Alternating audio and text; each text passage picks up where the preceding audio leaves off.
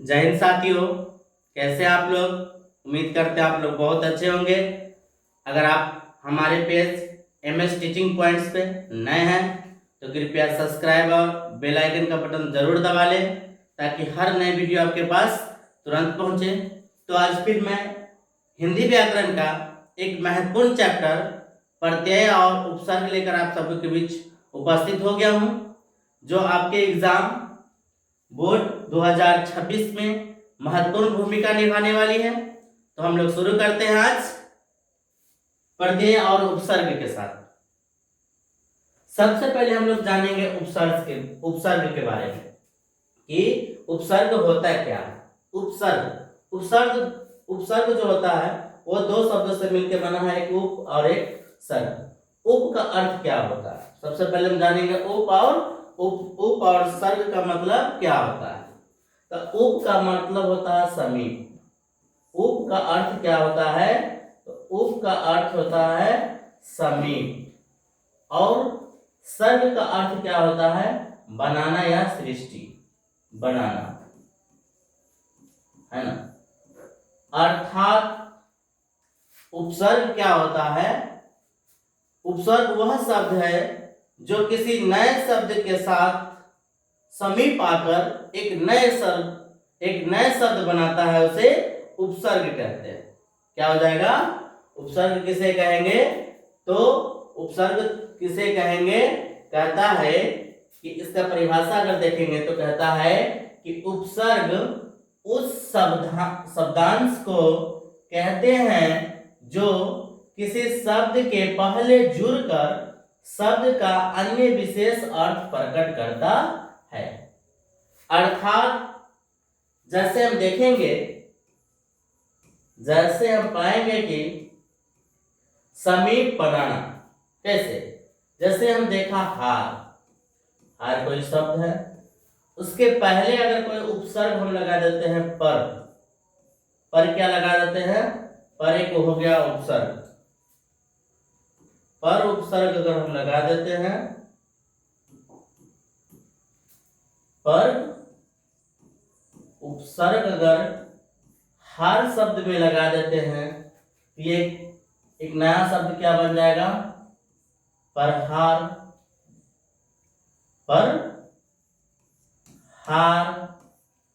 प्रहार का मतलब क्या हो जाएगा, प्रहार का मतलब हो जाता है मारना, है ना। तो ये हार क्या है, कोई एक शब्द है, उस शब्द के पहले हमने प्र उपसर्ग लगा दिया तो अब एक नया शब्द बन गया, एक नया शब्द बन गया। नया शब्द क्या बना, प्रहार, जिसका एक अलग अर्थ हो जाएगा, प्रहार का एक अलग अर्थ क्या हो जाएगा, मारना।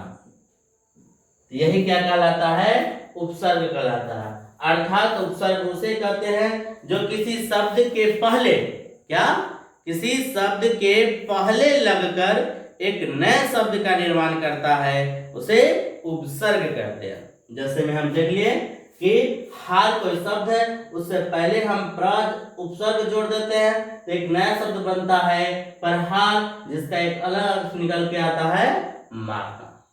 ठीक है, आगे हम देखेंगे, कहता है संस्कृत के उपसर्ग। उपसर्ग बहुत सारे हैं, संस्कृत के हैं, उर्दू के हैं और हिंदी के भी हैं, है ना। संस्कृत के बहुत सारे उपसर्ग हैं, लेकिन हम कुछ उपसर्ग को हम देखते हैं, कुछ परिभाषा को हम देखते हैं। जैसे में देखेंगे प्र उपसर्ग, जैसे में देखेंगे प्र उपसर्ग। प्र उपसर्ग का अर्थ क्या होता है, अधिक। और प्र उपसर्ग जो है किसी शब्द के साथ जुड़ के क्या बनता है, पर्सन या प्रताप। ऐसे ही देखेंगे दुष्ट या दुर, जिसका अर्थ क्या होता है, बुरा या हीन। किसी शब्द के पहले जुड़ जाएगा तो क्या हो जाएगा, दुर्बल। दुस्साहस, बल के साथ दूर जुड़ गया, बल के साथ दूर जुड़ गया, है ना, बल के साथ दूर जुड़ गया। बल एक शब्द है जिसके पहले क्या लग गया, दुर्बल। दुर्बल क्या हो जाएगा, दुर्बल एक उपसर्ग हो जाएगा। दुर्बल क्या हो जाएगा, दुर्बल एक उपसर्ग हो जाएगा। तो ये जो दुर्बल उपसर्ग है, ये बल शब्द के पहले लगकर क्या बन गया, दुर्बल। अर्थात एक नया शब्द बना कर देता है, किसी शब्द के पहले लगकर उसे क्या कहते हैं, उपसर्ग कहते हैं।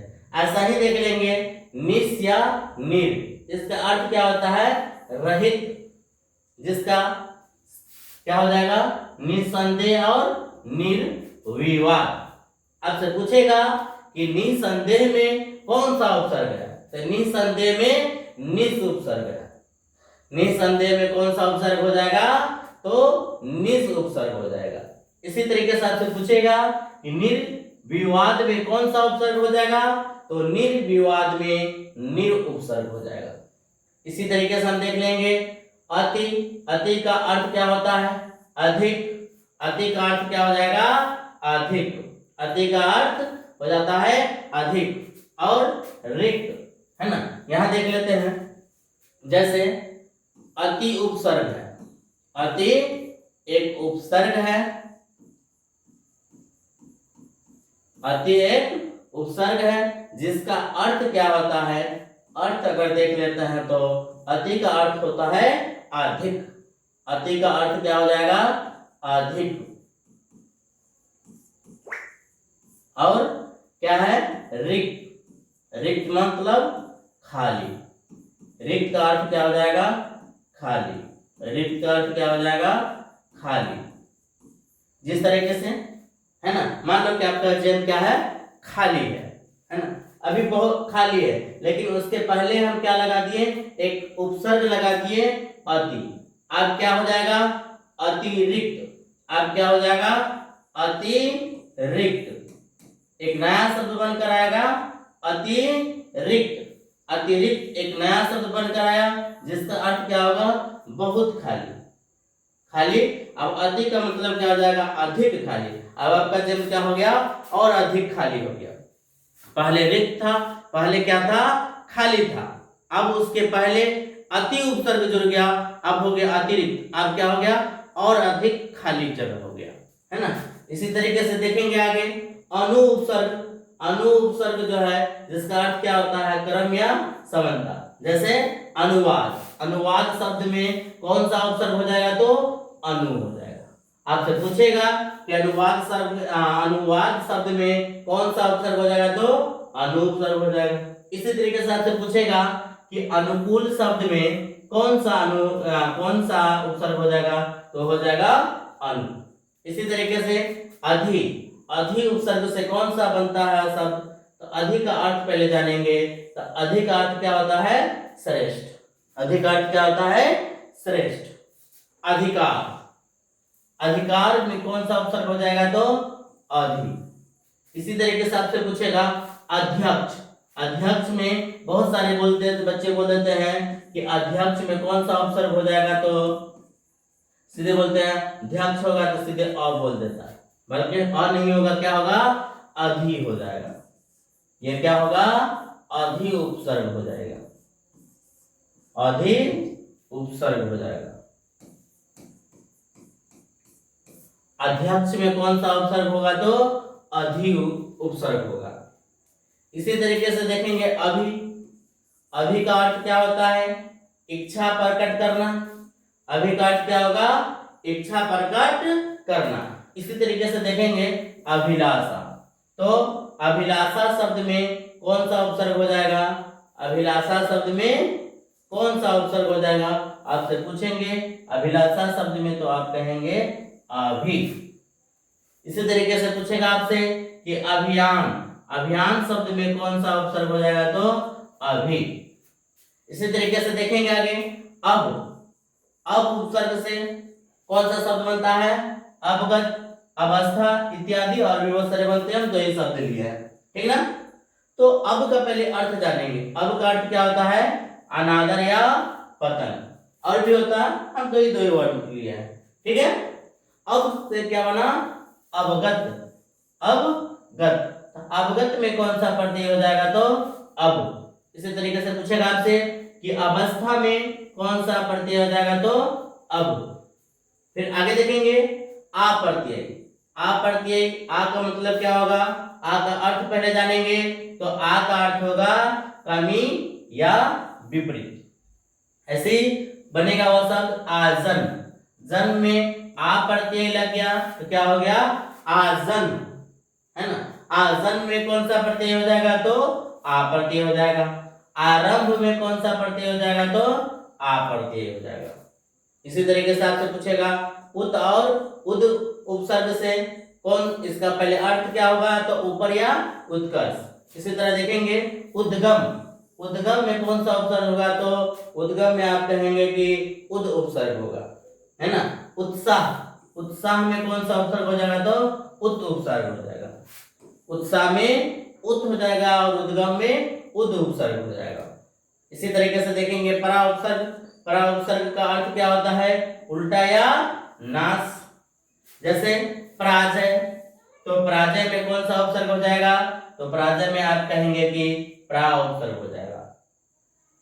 इसी तरीके से देखेंगे प्राशय। प्राशय परामर्श। परामर्श में कौन सा उपसर्ग हो जाएगा, तो प्रा हो जाएगा। ठीक है, तो फिर आगे देखते हैं आगे क्या कहता है। ये था, इससे पहले जो हम देखे थे वो किसका था, ये था संस्कृत के उपसर्ग। किसका था, संस्कृत के उपसर्ग देखे थे, है ना। आप देखेंगे क्या, आप देखेंगे उर्दू के उपसर्ग। उर्दू के उपसर्ग क्या होते हैं, है ना। तो उर्दू के उपसर्ग देखेंगे जैसे अल। क्या देखेंगे, अल। अल का अर्थ क्या होता है, निश्चित। अल का अर्थ क्या होता है, निश्चित। अल का अर्थ क्या होता है, निश्चित। अल से कौन सा उपसर्ग बनता है, तो कौन सा शब्द बनता है, अल उपसर्ग से, अलबत्ता। इसमें कौन सा उपसर्ग हो जाएगा, अल हो जाएगा। अलगरज में कौन सा उपसर्ग हो जाएगा, तो अल हो जाएगा, इत्यादि। इसी तरीके से देखेंगे कम। कम का अर्थ क्या होता है, थोड़ा या हीन। कम का अर्थ क्या होगा, थोड़ा या हीन। कम उपसर्ग से कौन सा शब्द बनेगा, कम उम्र। कम उम्र में कौन सा उपसर्ग हो जाएगा, तो कम उपसर्ग हो जाएगा। कम ख्याल। कम ख्याल में कौन सा उपसर्ग हो जाएगा, तो कम हो जाएगा। इसी तरीके से देखेंगे कम सीन। कम सीन में कौन सा उपसर्ग हो जाएगा, तो कम, इत्यादि। इसी तरीके से देखेंगे हम खुश। खुश उपसर्ग से बना शब्द क्या होगा, पहले खुश का अर्थ क्या होगा, श्रेष्ठता के अर्थ में आता है क्या, खुश, है ना। ऐसे ही पूछेगा आपसे खुशबू। खुशबू में कौन सा उपसर्ग हो जाएगा, तो खुश।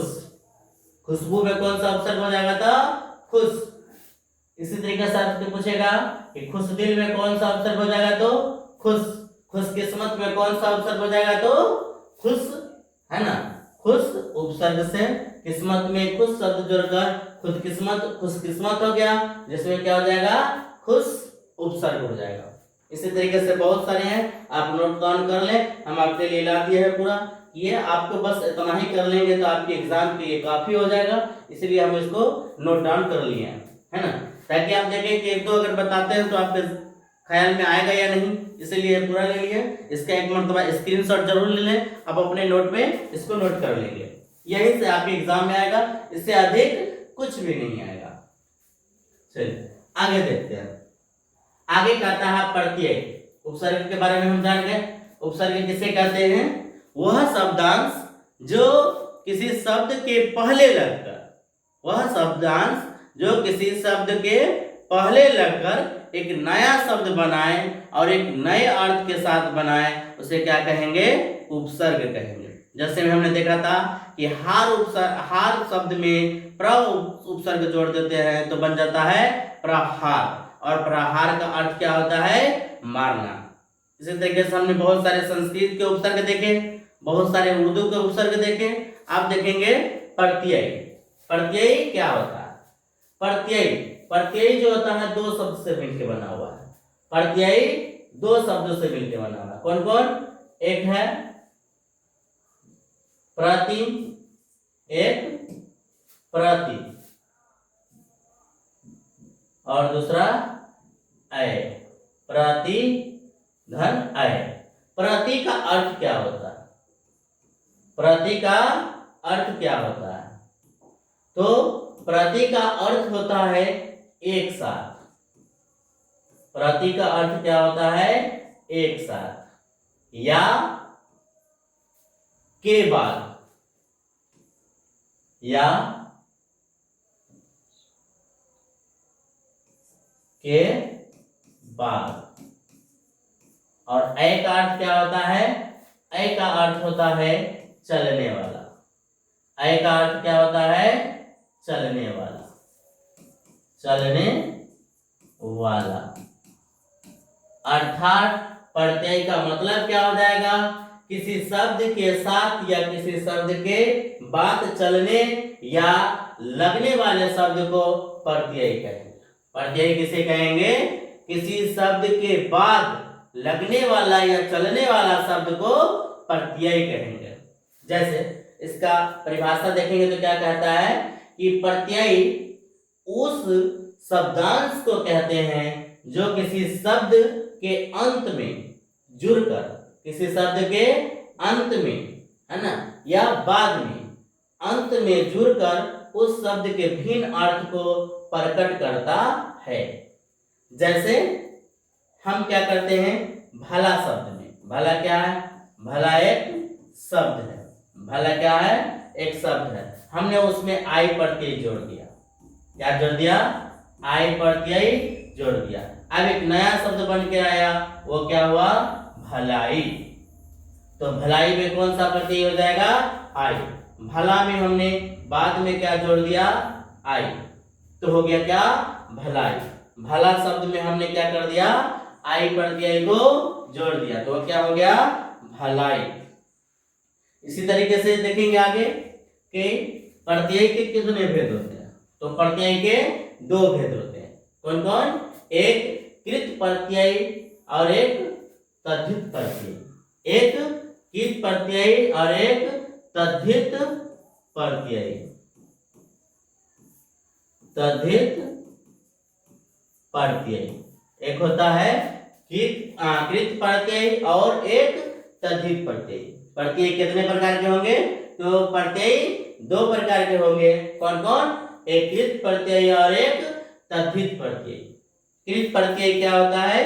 कृत प्रत्यय के बारे में जानेंगे तो कहता है कि क्रिया की मूल धातु के अंत में लगने वाला प्रत्यय को कृत प्रत्यय कहते हैं।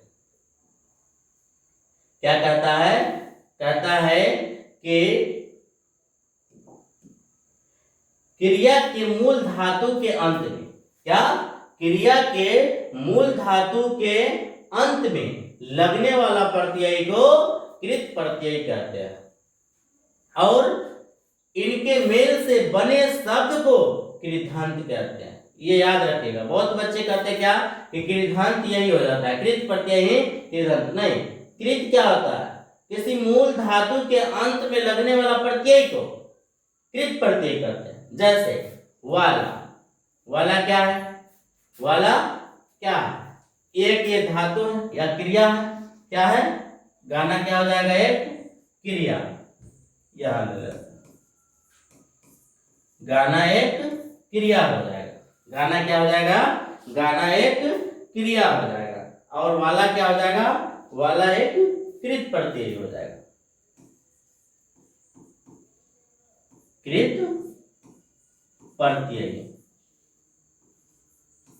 वाला एक कृत प्रत्यय हो जाएगा और गाना जो हो जाएगा वो क्या हो जाएगा? क्रिया। और इनसे बना क्या? गाने वाला। अर्थात ये क्या कहलाएगा? ये कहलाएगा कृदंत। कृदंत। तो कृत प्रत्यय किसे कहेंगे? कि किसी क्रिया के मूल धातु के, किसी क्रिया के मूल धातु, ये मूल धातु हो गया, क्रिया का मूल धातु के अंत में लगने वाला प्रत्यय को क्या कहेंगे? कृत प्रत्यय कहेंगे। जैसे गाने वाला। तो गाने वाला गाना क्या है? गाना एक क्रिया है, उसके अंत में क्या लग गया? एक कृत प्रत्यय लग गया। एक कृत प्रत्यय लग गया।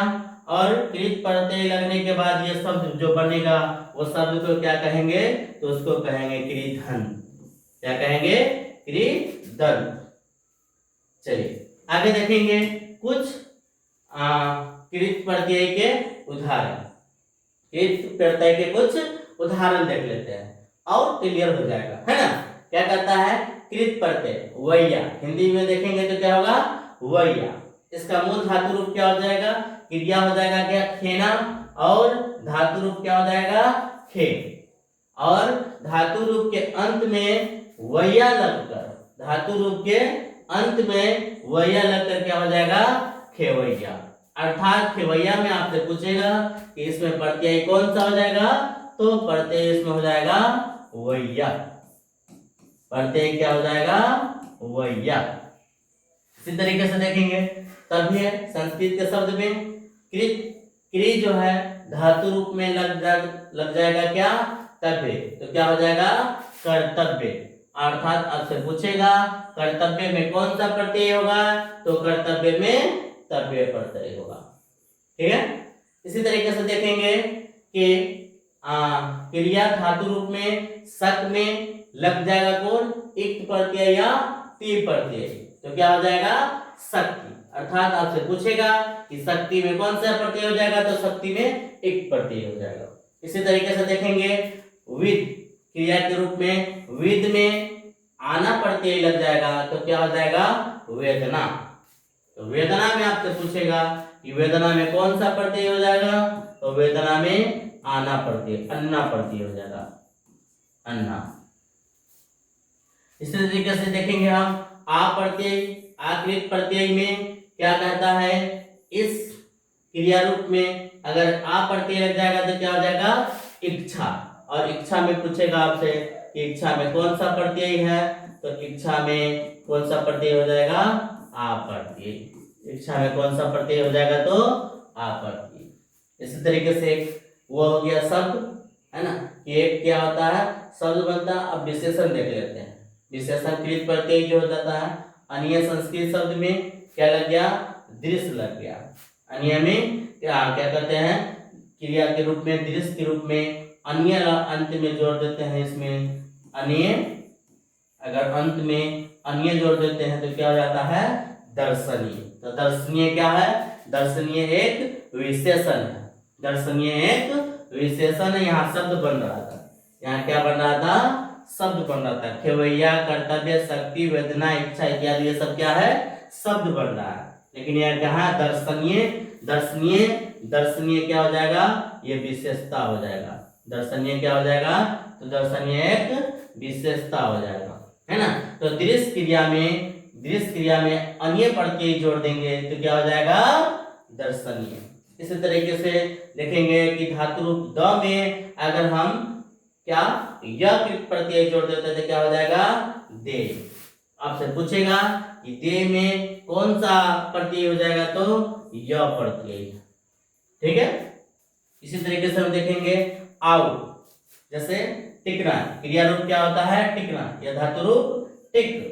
धातु रूप क्या होता है, धातु किसे कहते हैं, धातु जो है, इससे पहले वाला चैप्टर में जब क्रिया हम पढ़ाए हैं तो क्रिया में आपको धातु का हमने जिक्र किया।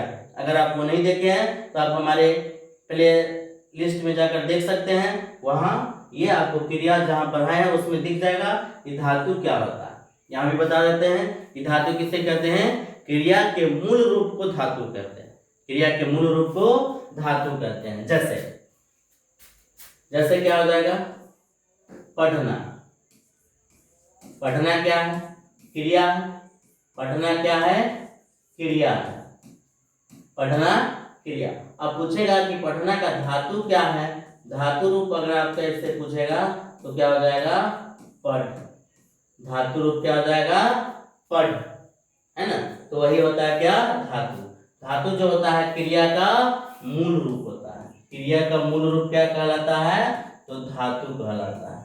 क्रिया का मूल रूप क्या कहलाएगा, तो मूल रूप कहलाएगा धातु, ठीक है। तो इसी तरीके से हम देखेंगे कि टिकना क्रिया में या टिक में धातु रूप में हम आउ जोड़ देते हैं। क्या जोड़ देते हैं, आउ, तो क्या हो जाएगा, टिकाऊ। टिकाऊ एक विशेषण बन जाएगा जिसका प्रत्यय क्या हो जाएगा, आउ।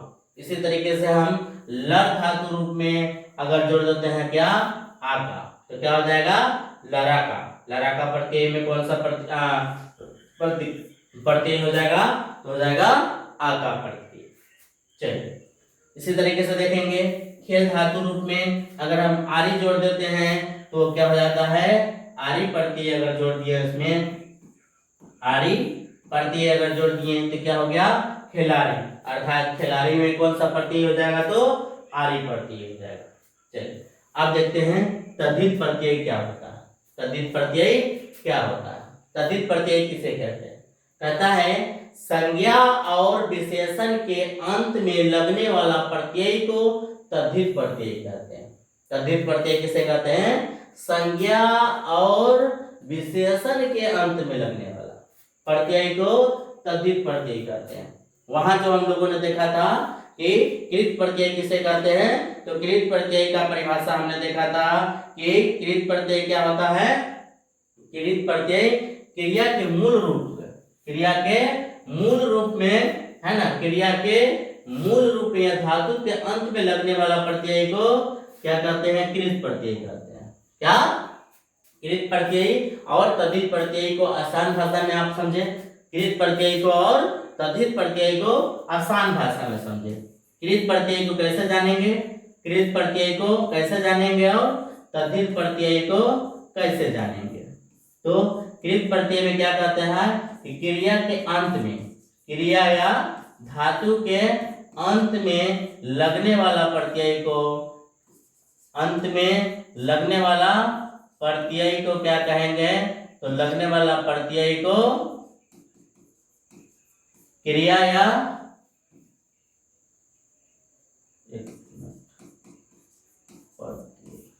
क्या कहता है?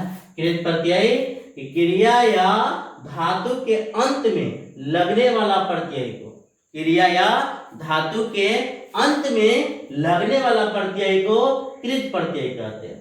क्या? कृत प्रत्यय किसे कहेंगे?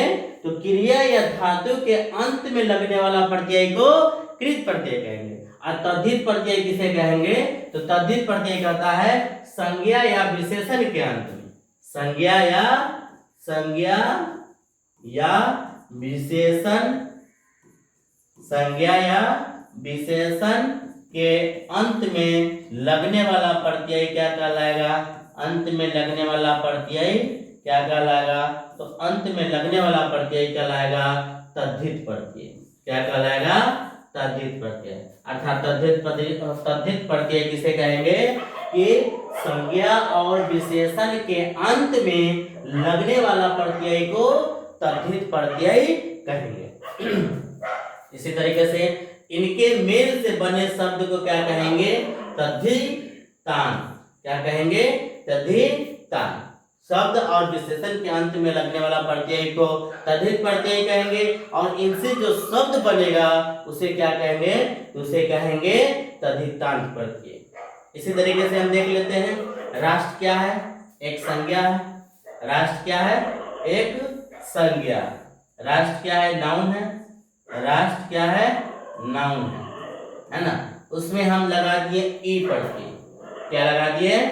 इत प्रत्यय लगा दिए, तो क्या चीज बन गया? राष्ट्रीय। तो राष्ट्रीय क्या हो जाएगा? एक विशेषण हो जाएगा। ठीक है। इसी तरीके से हम देखते हैं कि दया एक शब्द है। दया एक शब्द है। दया एक शब्द है और दया के अंत में हम जोड़ दिए कौन सा प्रत्यय? तो मैं जोड़ दिए। क्या जोड़ दिए? मैं जोड़ दिए। तो मैं जोड़ दिए तो क्या हो गया? दयामय। ठीक है। अर्थात ये क्या हो जाएगा? तद्धित प्रत्यय। संज्ञा या विशेषण, संज्ञा या विशेषण के अंत में लगने वाला प्रत्यय तद्धित प्रत्यय कहलाता है।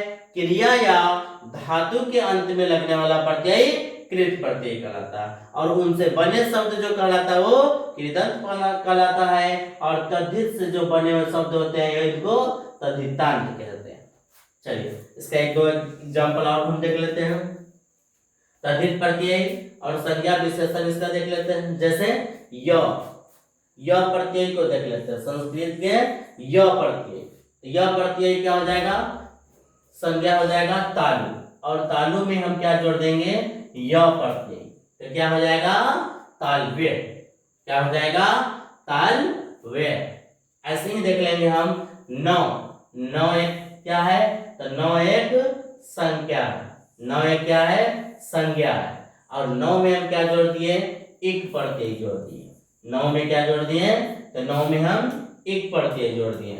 9 में एक प्रत्यय जोड़ दिए तो क्या हो गया, नाभिक। अर्थात आपसे पूछेगा क्या कि क्या कहते हैं, नाभिक में कौन सा प्रत्यय हो जाएगा, तो नाभिक में एक प्रत्यय हो जाएगा। नाभिक में कौन सा प्रत्यय हो जाएगा, तो नाभिक में आपसे पूछेगा कौन सा प्रत्यय हो जाएगा, तो एक प्रत्यय हो जाएगा। नाभिक में कौन सा प्रत्यय हो जाएगा, तो नाभिक में एक प्रत्यय हो जाएगा। इसी तरीके से हम देखेंगे फल। फल क्या है, फल एक संज्ञा है। फल क्या है, एक संज्ञा है। फल क्या है, एक संज्ञा है। और इसके अंत में जो प्रत्यय लगा दिए, क्या, इत प्रत्यय। इसके अंत में क्या लगा दिए, इत प्रत्यय। इत प्रत्यय लगा दिए तो इससे क्या बन गया, फलित। तो फलित क्या हो गया, एक विशेषण शब्द हो गया। फलित क्या हो गया, एक विशेषण शब्द हो गया। इसी तरीके से हम देखेंगे कि कुल। कुल शब्द में हम क्या जोड़ दिए, तो इन प्रत्यय जोड़ दिए। कुल में हम क्या जोड़ दिया, कुल संज्ञा में हम इन प्रत्यय जोड़ देंगे तो क्या हो जाएगा, पुल्लिंग हो जाएगा। इसी तरीके से हम देखेंगे मेघा। मेघा एक शब्द है और इसमें हम वी प्रत्यय जोड़ देंगे। मेघा में वी प्रत्यय जोड़ देंगे तो क्या हो जाएगा, मेघावी। अर्थात मेघावी में क्या हो जाएगा, कौन सा प्रत्यय, तो मेघावी में वी प्रत्यय हो जाएगा।